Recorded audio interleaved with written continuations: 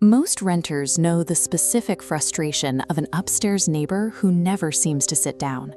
The heavy, rhythmic thud of pacing boots late at night is a common, if irritating, part of apartment living. When Noah moved into a cheap unit on the edge of town, he expected the usual sounds of an older building. The complex was mostly vacant, and his apartment was located on the very top floor. But every night, at precisely 2:13 a.m., the pacing began. Slow, heavy footsteps echoed through his ceiling, moving back and forth with relentless precision. The sound never broke its rhythm. For hours, the footsteps continued without any sign of the person above stopping to rest or go to sleep. After a week of severe sleep deprivation, the situation became intolerable. Noah sought out the landlord to find out who was responsible for the noise. Constant noise late at night eventually dictates your physical well-being. By the 7th morning, Noah was exhausted enough that he could no longer ignore the intrusion on his sleep cycle. When Noah asked about the tenant living above him, the landlord's face turned pale. He looked away, appearing suddenly uncomfortable with the question. He told Noah that the apartment above his was empty. When Noah insisted he heard pacing every night, the landlord was blunt.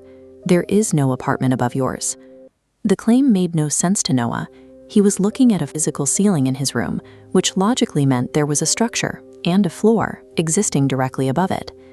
The building's actual structural layout tells a different story. This blueprint of the 3-story structure shows the roofline resting directly against the top floor ceiling, leaving zero clearance for any additional rooms or crawlspaces. If the architecture definitively ends at Noah's ceiling, the heavy footsteps were occupying a physical space that had no place in the building's design. Noah decided to record the sounds to prove he wasn't imagining them. At 2:13 a.m., he held his phone toward the ceiling and waited for the pacing to start. The moment he hit record, the footsteps stopped.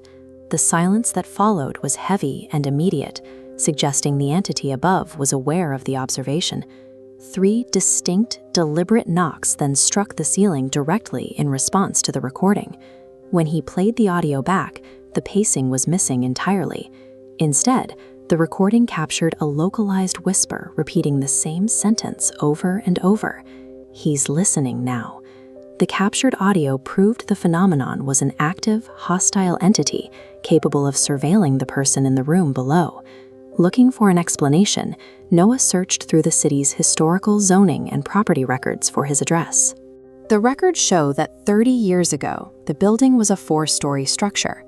A catastrophic fire had consumed the original top floor, killing several people.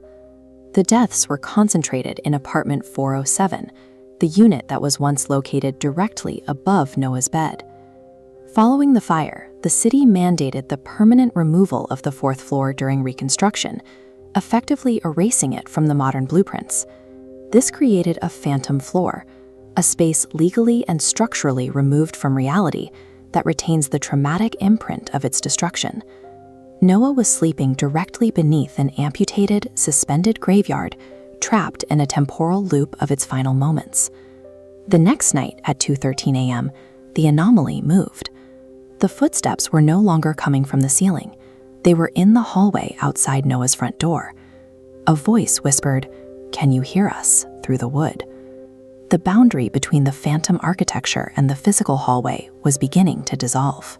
Noah called for help, but the 911 dispatcher claimed they were receiving no emergency calls from his address and could not locate the building on their map.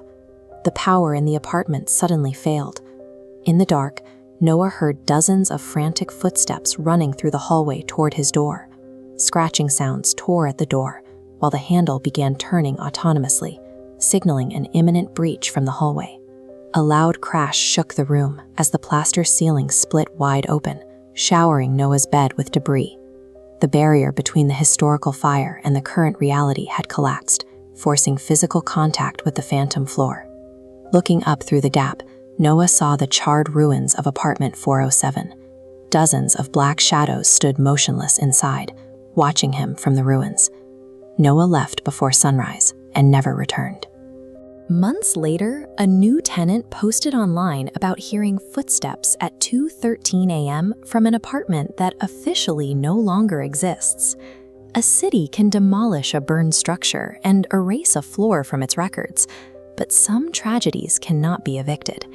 The phantom floor remains suspended over anyone who sleeps beneath it.